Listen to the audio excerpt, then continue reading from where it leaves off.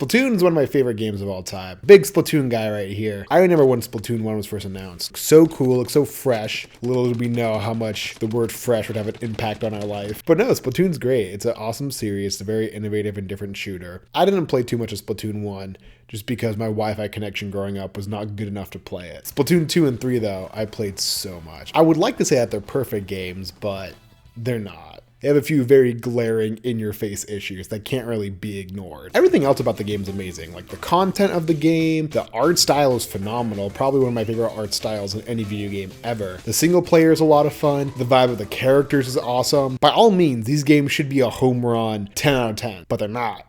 And it's unfortunate. And the thing is, what's holding this game back doesn't make sense. It's very arbitrary things, like little adjustments that could be made that would make this game just soar to new heights. I'm talking mostly about Splatoon 3 because it's the most recent one, and I think it's the best Splatoon game, just full stop. And keep in mind, Splatoon was my first shooter ever. I got Splatoon 2 back in 2017 when it first came out, and it wasn't until late 2018, almost 2019, I started playing things like Overwatch, Apex Legends, and let me just say, that jump from Splatoon to Overwatch is insane. It's crazy. It was like eating soup with a spoon when you've been eating it with a fork for the past 4 years. Because the best way I can describe Splatoon's issues is that they want you to play the game a very specific way. And the way that this game attempts to control you on how to play the game, it just brings it down a few levels. It's by no means a bad game, but it's just things that don't make sense why they're there. Like, why are they in this game? So it turns out I have enough to say about this where I can make it into a whole YouTube video. So here we are. Before we get started, make sure to like, comment, subscribe, all that stuff. It really helps me out a lot, boosts my ego, which I need. I put a lot of work into these videos and I really have fun making them, and I want to do this full time. So if you feel like it's worth a like, give it a like. Tell your friends about it. Tell your enemies about it. Yeah, fuel their anger. I don't know. That'd be great. I'd appreciate that. So yeah, let's talk about how Splatoon only lets us have fun on its terms, on the game's terms. Yeah.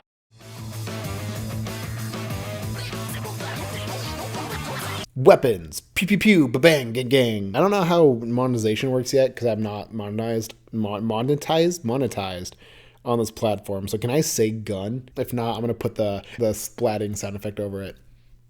Gun. So the first thing we're going to talk about is the weapons. I think this is one of the most well-known things about Splatoon when it comes to how the game wants to control the way you play. Their weapons are like most video games. You have your main weapon, you have a sub-weapon, and you have a special weapon. And there's a bunch of each. You got your shooters, you got your chargers, you got your rollers, you got your paintbrushes, you got your splatanas, like an antenna. Bowstrings? What are they called?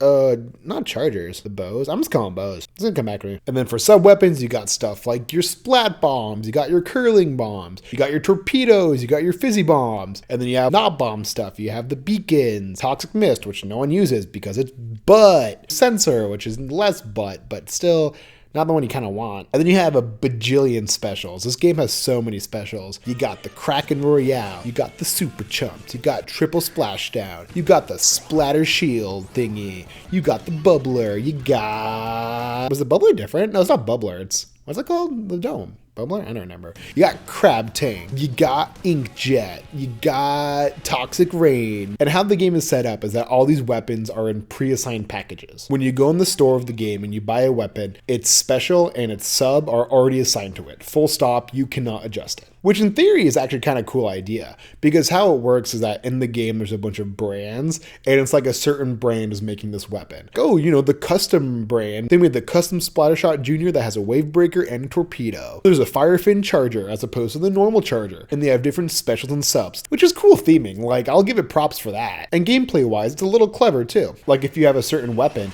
you might need to adapt to a playstyle based on what the sub and special are. It kind of makes you think more creative, like, okay, the sub and special a bit more aggressive, I need to play a little bit more aggressive. The sub and special a bit more passive, I need to play a bit more passive with this weapon. And maybe they have a combo that you wouldn't even think of. Like, oh, I never thought about using a blaster with a curling bomb or with a point and sensor. This isn't a bad idea at all. So I don't hate this idea of pre-assigned packages, but I also don't like it.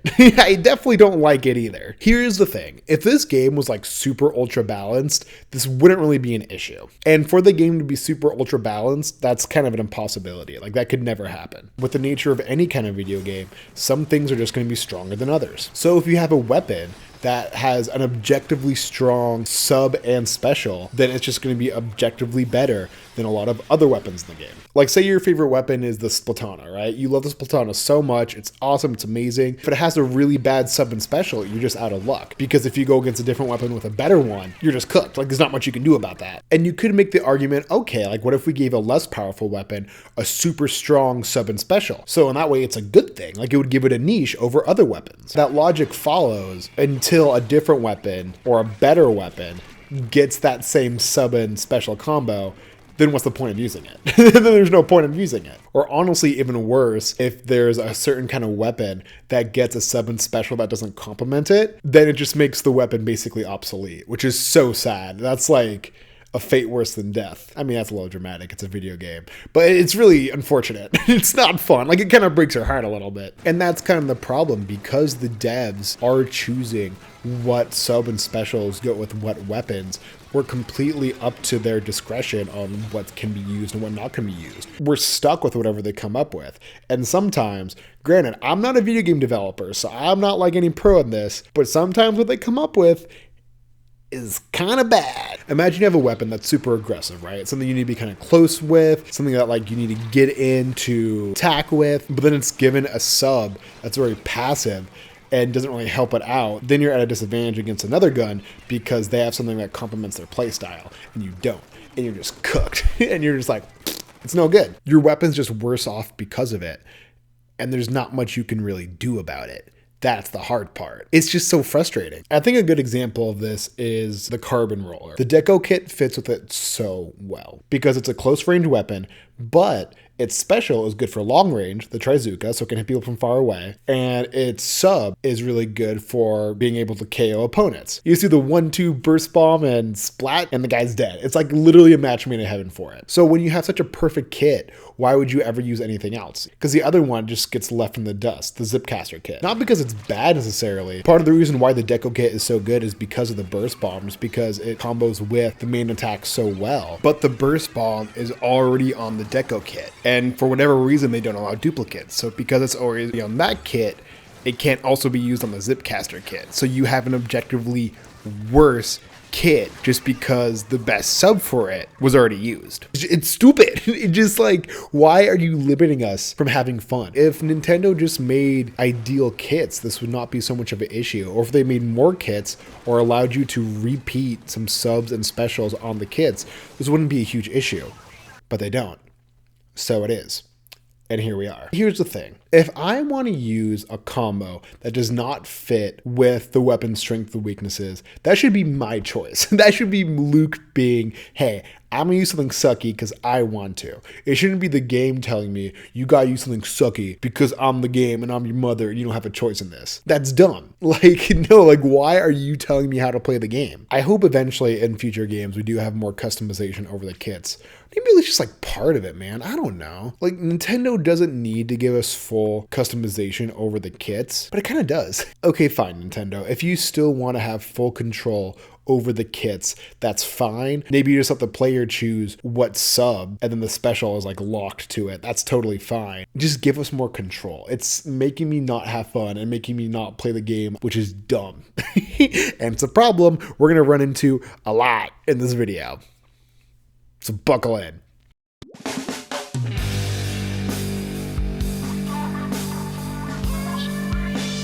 Okay, if you think I was complaining about the last section, just wait, because I think this is the one that actually bothers me the most. Like, I think the last section was the most obvious issue that people know about when it comes to Splatoon, but this is the one that's most frustrating to me personally, which is all that matters. So when Splatoon first launched in 2015, how it chose what stage you would play on was based on a rotation. The stages would rotate throughout the day, and depending on what time it was, that's what stage you could play. Basically, the day was blocked out into little sections, into little blocks, and out of all the stages in the game, there would be 2 available in each one of the blocks. You would jump into a match, and it would randomly throw you into one of the 2 different stages in the block. But the crazy thing is that back in 2015, when this game launched, these blocks were 4 hours long, which which is nuts. Luckily, they realized that it was horrible, and so in Splatoon 2, they brought it down to 2-hour rotations, which thank God, because 4 hours was way too much. Granted, I still don't like 2, but it's better than 4. There's no really official reasons that's been put out on why it's put into blocks, like why we have these blocks rotations,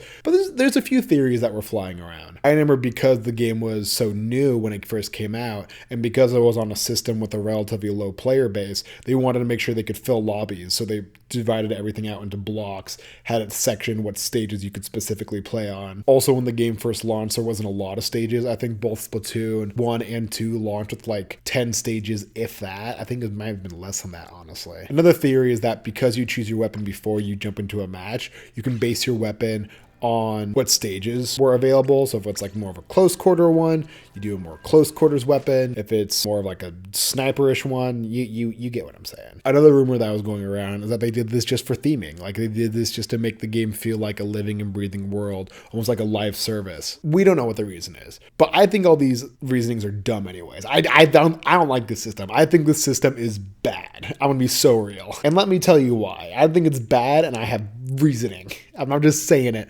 Tengo Rason. So matches in Splatoon 3 are not very long. Depending on what mode you're playing and how good your team is, the matches can be either like a minute and a half long or they can be up to like 5 minutes long. Anywhere in that little time frame. For a shooter game, that's pretty short. I played a match of Marvel Rivals that was like 40 minutes long. So by shooter games, it's pretty conservative. And you can hop in and out of matches pretty easily as well. So with all that in mind, because you're hopping in and out of matches so fast, and because the matches themselves are so fast as well, you just play the same stages over and over and over and over. And the stages just get stale and repetitive. And just because there's 2 stages in a rotation does not mean that they're split equally either. And what I mean by that, it's basically a coin toss which stage you're going to get, right? And so maybe your luck's just really bad one day and you just get the same stage over and over and over again. Like one time I think I got the same stage like 6 times in a row, which is nuts, which is like not good. That's horrible. And it's tough too, especially in Splatoon 3, because for whatever reason, when the game first came out,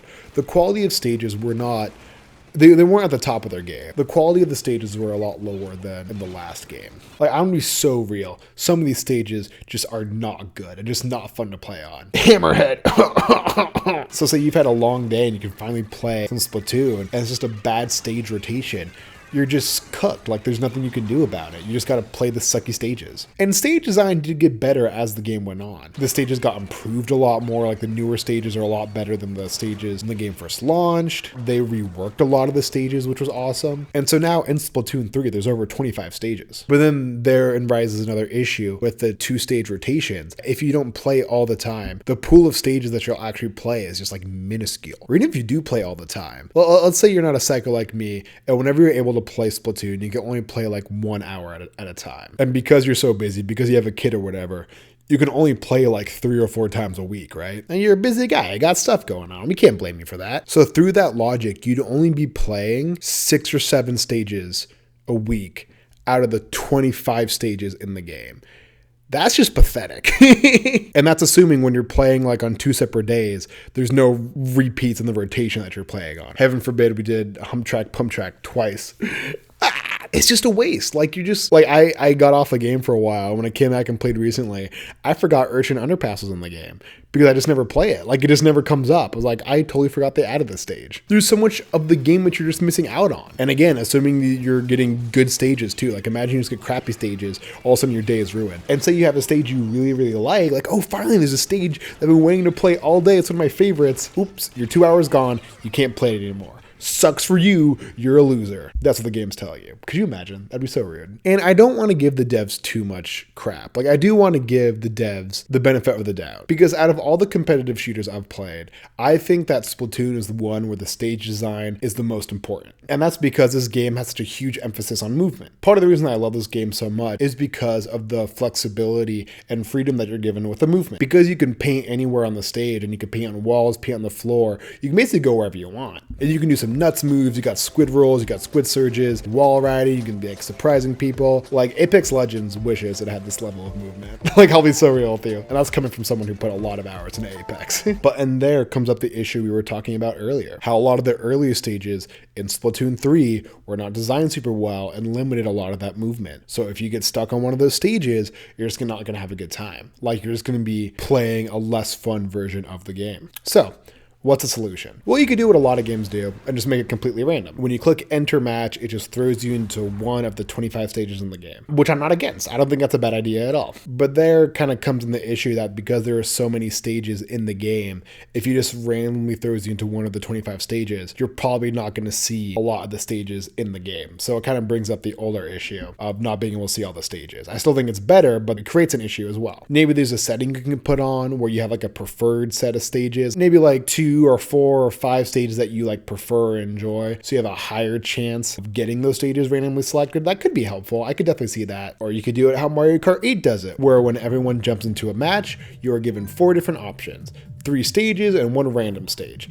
Everyone picks which one they want to play on, and then it's like a little roulette. When everyone gets chosen, that's a pretty solid option as well. I think Mario Kart 8 is very innovative with that idea. Why doesn't like a salesman there? That could bring up the issue though, where like less popular stages aren't chosen as much as the popular stages.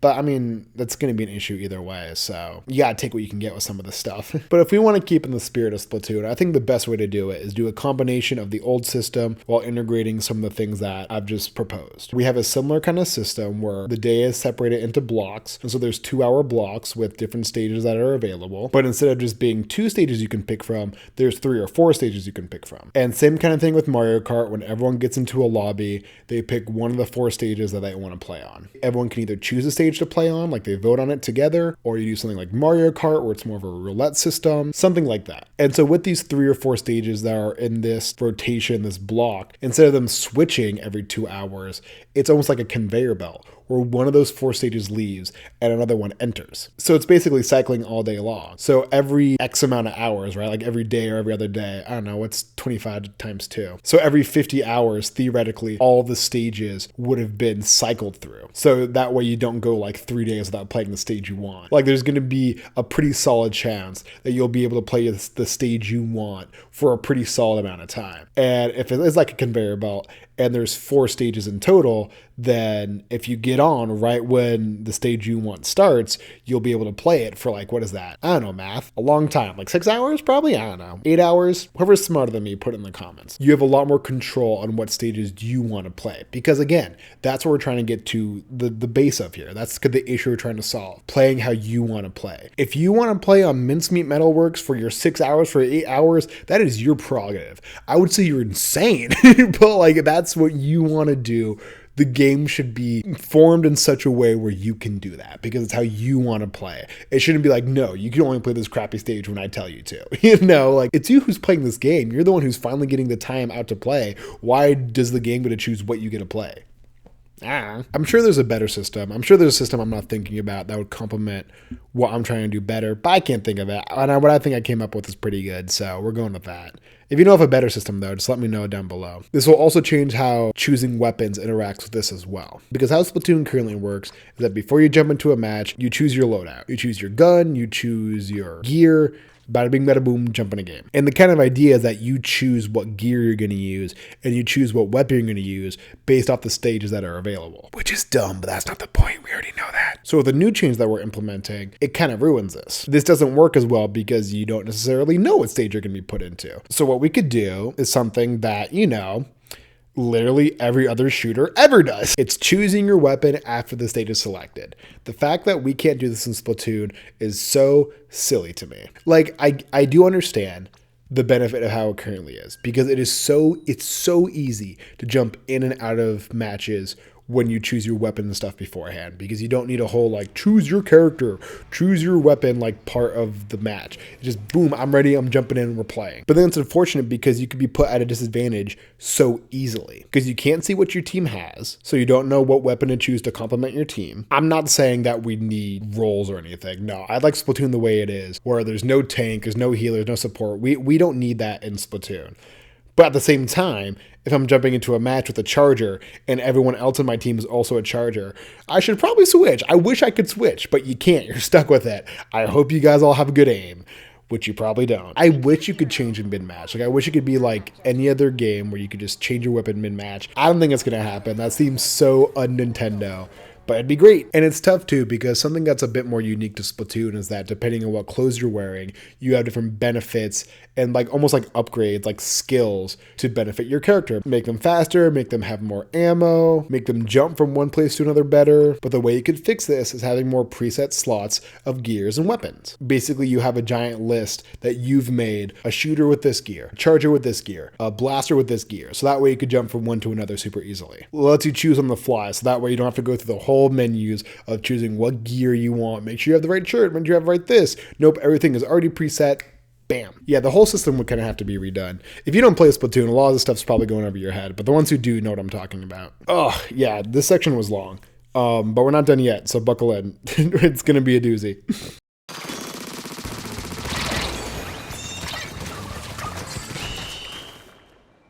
Next, we're talking about ranked modes. This might be the one that upsets me the most. They're all very frustrating to me. I mean, again, none of these ruin my gaming experience because I love Splatoon so much, but this one definitely grinds my gears a little bit. When it comes to competitive online modes in Splatoon, I'm kind of dividing them into two separate categories. Modes where you play for a rank and modes where you don't. The only mode where you don't play for a rank in the game is Turf War, and it's also the main mode of the game. You probably know what it is.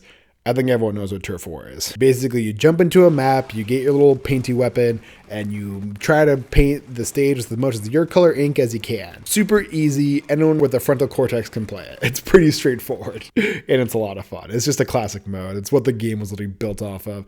All the other modes are based off of Turf War, or based off the base of it. This mode is always available. No matter what time of the day it is, you'll always be able to play Turf War. You might be wondering, why am I specifying that? You're about to find out. That's a little tool we'll save for later. Now, the other category, the ranked modes, there are 4 different kinds of ranked modes. There's Clam Blitz, Rainmaker, Splat Zones, and Tower Control. And my pinky, but that's not a mode, that's just my pinky. All these modes are completely different with complete different objectives. Clam Blitz, you're trying to collect all these little clams. Tower Control, you want to ride the tower from one side of the stage to another. Rainmaker, you got like a super powerful weapon you want to grab a hold of and get it to the other side of the stage. Splat Zones, there's like a little square on the floor and you want to keep it covered with your color ink for as long as possible until a certain timer runs out. All these modes are so dramatically different, it's only going to be natural that there's some modes that you're better in and some other modes that you're worse in. Like my favorite mode is probably Splat Zones. I love Splat Zones so much. Tower Control is a close second, that one's also a lot of fun, but I could play Splat Zones for forever.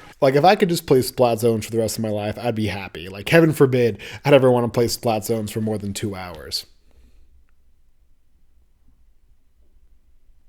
And therein lies my issue with the game modes, or more specifically, the ranked modes of this game. Not all the ranked modes are always available, which again, to me personally is crazy. Like with the stages, every 2 hours, the ranked mode that you can play will change. So say like you're playing Tower Control and you're doing so well, you're on a winning streak, you're on top of the world, but then 2 o'clock hits and it switches the Rainmaker and you suck at Rainmaker. Well, too bad for you, bro. It sucks for you. You have no choice. You literally have no control in it. You're now playing a different mode. You don't want to play it? Too bad. We didn't ask you. You're now playing a different mode. Like say you're really on a grind and trying to rank up as much as you can, but the only mode that is available are ones that you're bad at or ones that you don't feel you're as strong as, then you're not going to be able to rank up. You're not going to be able to reach your potential. You're not going to be able to have fun the way you want to have fun. Why is this game not letting me do the things I enjoy? Like why? Something that was very frustrating about the old Splatoon games is that if you wanted to play a rank mode casually, you just couldn't. Say like you don't feel super confident in Rainmaker, so you want to practice Rainmaker. You're not able to practice it unless you want to put your rank on the line. Because like with any competitive shooter, if you lose so many times, you lose points. And so if you're practicing, oh, I want to get better, well, I hope you're ready to lose some points because that's what's going to happen. There's no other way to play the mode unless you're putting points on the line. And Splatoon 3 did do it better, to give it credit. There's 2 different kinds of ranked matches you can join into. Series battles and open battles. With series battles, you spend a predetermined amount of ranked points, basically, that decide your rank, and you play a bunch of matches. And depending on what you get to first, either 5 wins or 3 losses, it could be a mix and match. That's how many points you get back. So it can either be more than what you spent or less, depending depending on how much you won, depending on how much you lost. Open battles are different. You just jump into a match, and if you win, you get 20 points. If you lose, you get minus 10 points. Super straightforward. There's a lot less risk for when you lose in open, but then you won't get as many points as if you win in a series battle. So because of that, if you want to practice in Anarchy, there's a lot less chance of okay, if I'm losing, I'm only going to lose 10 points. That's not that bad. That's livable. It was a really nice addition they made to the game to make the competitive modes feel a lot less all or nothing. You're not going to put all your points on the line just so you can practice a mode you're not good at. But the main issue is still there. If you want to play a certain competitive mode, if it's not on one of those 2 rotations, you just can't play it. So if you're really feeling it and you want to lock in one of your best modes and play a bunch of series matches with it, you better hope it's that time of the day, or else you're not going to be able to. And then that's not also including the stages. If you want to play a certain mode on a certain map for competitive to rank up, well, you better hope that your mode's on rotation, or else you're just not going to be able to, and you have to wait until that time is. And then that's my biggest issue with this game. You can't decide when to have fun. The game has to decide for you when to have fun. It's not up to you, it's up to the game. Why can't I have fun when I want to have fun? Why?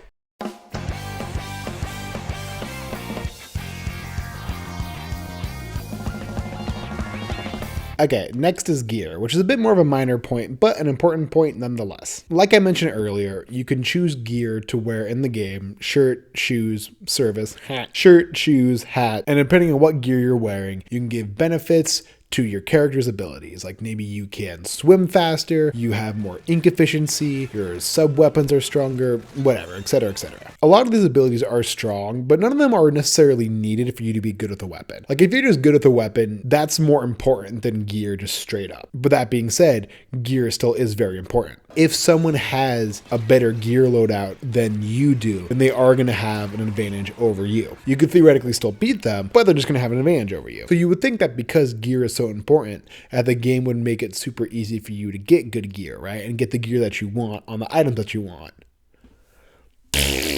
Wrong. The process to get gear is so grueling. It's so tedious. It's not a good process/system. If you want the gear that you want, you need ability chunks, which are super hard to get and they take forever to get. And not only does it take forever, you need a bunch of them. You need ability chunks, you need money so you can re-roll your items, you need sea snails. At one point there's this website where you would put in what kind of clothes you have, and depending on what drink you're drinking, then and the first gear thing you got, then it would predict what the rest of the gear was going to be, but you couldn't use it before you did that, because if you used it and you already scrubbed it, then it messed up the whole system. This probably sounds like gibberish to a lot of you, but that's because it is. That should just go to show how horrible of a system this is to get the gear you want, especially if you want to look cool too. A huge emphasis of this game is customizing your Inkling, making him look a certain way with the clothes you want, the shoes you want, making him look cool and stylish. Say there's a fit you really want to wear, but you gosh darn hope that fit better have that gear that you want, or the gear that's good with your weapon, because if it doesn't, you're going to be at a disadvantage. And if you want the gear that you look cool in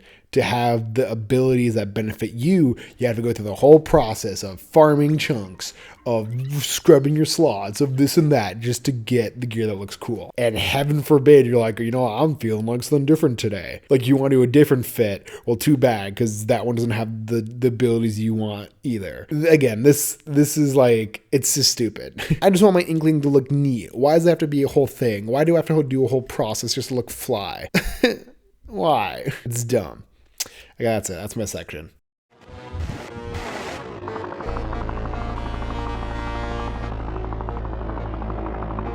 Salmon Run. So Salmon Run might be my favorite mode in the game. Genuinely. It's so much fun. It's so chaotic. It's so crazy. Basically what Salmon Run is that you are on a team of 4 people, you and 4 other people you're playing with online. You're doing for hire work for this company called Grizzco, run by Mr. Grizz, who's a big old bear that you'll learn more about as your adventure goes on. And you have to go kill these things called salmonids, and if you do it, then you get these things called golden eggs, and the more golden eggs that you have is the more rewards you'll get, and you're working as a team to get these golden eggs. It's a lot of fun. It's just a good time. It's like a zombies mode, like in Call of Duty, where waves of salmonids come at you. It's so much fun. It's so much fun. Eventually I'm gonna make a video why I love Splatoon 3 so much, But that's not what this video is. This video is why this mode sucks.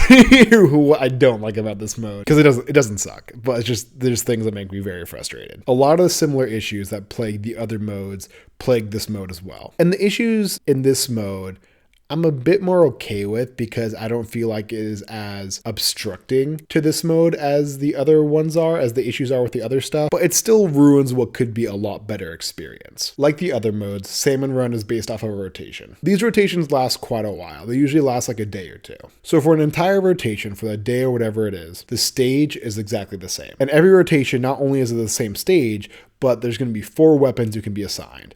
And these 4 weapons are the same weapons for the entire rotation. And therein lies the issue. If you have a good rotation of weapons, the game is so much fun. Like if you have something that's balanced, a weapon that you're really good with, bro, you will be cooking up a storm. But if in the rotation there's like 2 chargers, a Hydra Splatling, and like a blaster, you're screwed. You're cooked. Like you're not gonna have fun. Because in this mode, having bad weapons is so detrimental. It's so bad. If you want to succeed in this mode, you better pray that the rotation is a good one. In Salmon Run currently, there is no way to choose what weapon you want to play with. You cannot choose that unless you're in your own lobby with 4 of your friends. I don't know 4 people who also play Splatoon, so that's not a thing for me. If you want to do the best that you can, if you want to like hit the top rank in Salmon Run, you just better hope you have a good rotation or else it's not going to happen. Stages, very similar. A lot of the stages in Salmon Run are from Splatoon 2, where the mode first came to be. And the stages in that game are not very forgiving. Like if you get Salmon in Smoke Yard, or if you get Marooner's Bay, just turn off the switch. It's not worth it. You're going to lose so many points. Like your rank's going to go down so much.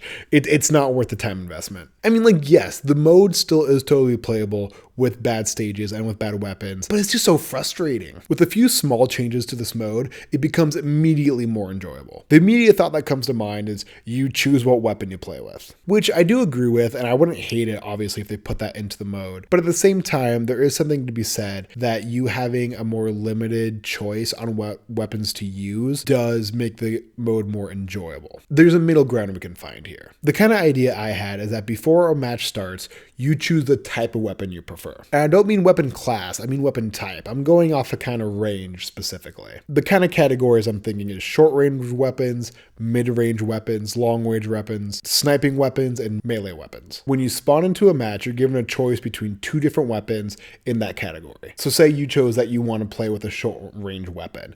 Then the 2 options will be like a Splattershot Junior and a Splooshomatic. Or maybe it's like a Dapple Doolies and it's a Luna Blaster. But then also if you don't like one of those 2 weapons, there'll be like a 3rd random option. We'll just give you some random whatever in the giant pool short range weapon. And out of the 2 weapons that will show up, it is possible that a Grizzco weapon will show up as well. Grizzco weapons are the super powerful ones. But if you hit the random button, there's a higher chance of you getting a Grizzco weapon. Yeah, Grizzco weapons are like one of the best parts of Salmon Run. And the fact that they're not always available sucks.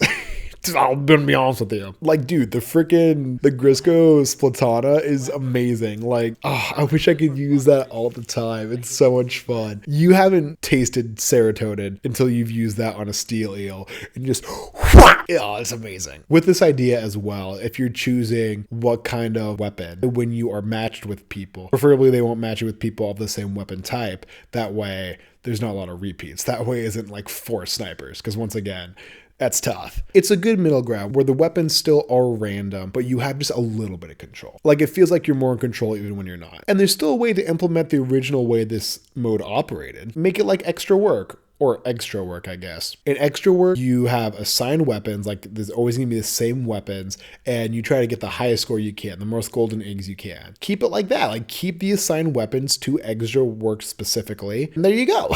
That solves the issue. And then you can add a new mode, like an endless mode, where you choose whatever weapons you want, and the waves are just endless, and you can see how far you go. Again, like I've been saying, like I keep repeating, it's just the game giving us more options on how to play the game the way we want to play it. As for the stages, I don't know, just make it like 3 stages per rotation or something.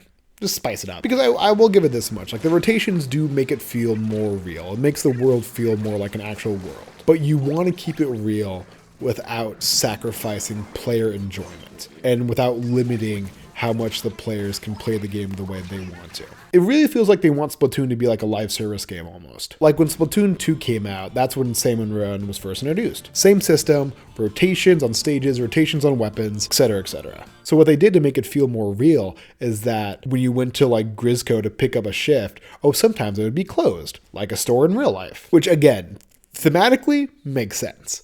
Gameplay wise is horrible.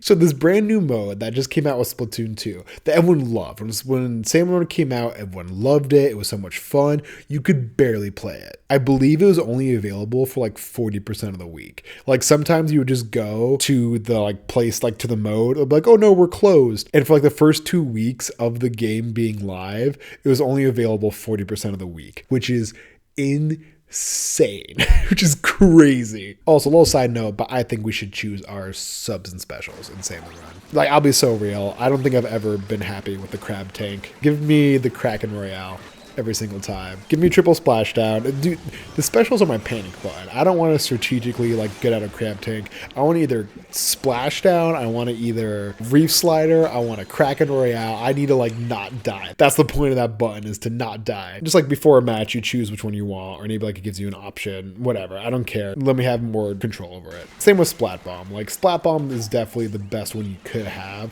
but sometimes I want a curling bong. Sometimes even like a sprinkler wouldn't be too bad. Yes, I know that certain enemies can only be defeated with a splat bomb, like the flyfish, but oh well, I guess we'll just have to get rid of the flyfish. What a shame. Oh well, oh no, I'm really gonna lose sleep over that.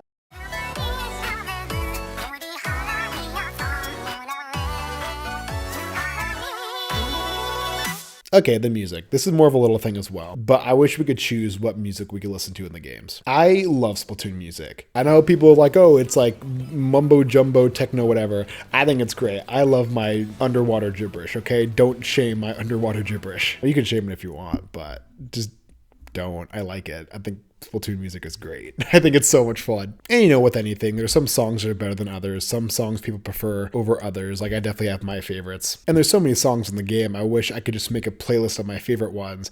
And whenever I jump into a match, it just pulls from that playlist. Maybe I can just like star some songs, and then when I start the songs, when I jump into a match, there's a higher chance of me listening to that song while I'm in a match. I mean, you can already listen to the songs you want in the lobby. Why can't I listen to them into the matches? I don't know. Is that too obvious? Am I asking too much? I don't think I am. I feel like that's pretty straightforward, especially compared to everything else I've been saying in this video. I feel like that's a very tame ask. Also, let us listen to songs from the older games too. Like Splatoon 1 and 2 had some bangers. Like Splatoon 1 and 2 had such good music. Bring them back. I don't listen to them again in matches, please. Please. Yeah, that's it for this section. That was it.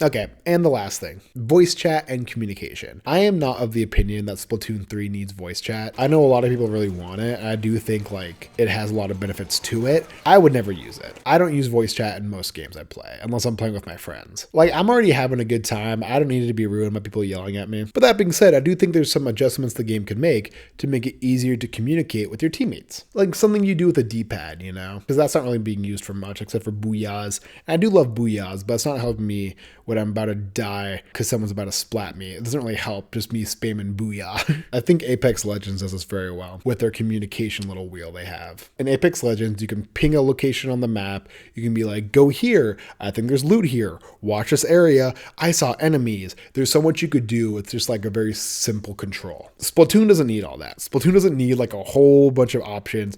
Just the essentials. Just some very basic things that would go a very long way. Stuff like push the point, fall back, enemy here, jump to me, don't jump to me, stuff like that. Like, I feel like that's pretty simple, easy, beneficial to everyone playing. And personally, I don't feel like that would be too hard to implement, but at the same time, it would go so far in making it easier to work together with your team. Put it on the D-pad, put it on one of the joysticks. I don't know, man. Just put it somewhere.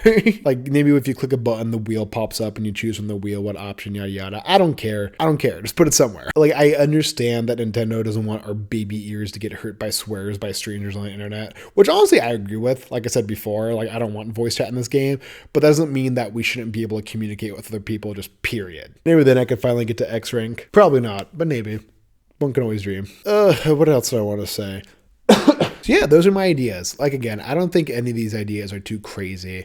I feel like all these implementations would be pretty simple, but would go such a long way. It's hard to suggest for my friends to play this game when there's so many things where they're like, why would I play the game if I can't choose what stage I want to use? Why would I play the game if I can't choose what weapon I want to use? Something as simple as that would be a reason for someone not to want to play the game. And so if you can get rid of that for someone to play the game, someone to get into it, you should do it, in my opinion. Okay, Nintendo? Thank you. I didn't script an outro, so just let me know what changes you would make to make the game more fun, to make it less controlly by Nintendo. I do want to make a more positive video about Splatoon 3 because I love the game. I think there's a lot that the game does right and a lot of content and stuff that the game is awesome about. So yeah, that'll be a video eventually. Let me know if you want to see that. Comment down below. Comment what you think I should make a video about next. I have some stuff lined up, but I'm always open to ideas. So yeah, leave me a comment down below. Bye!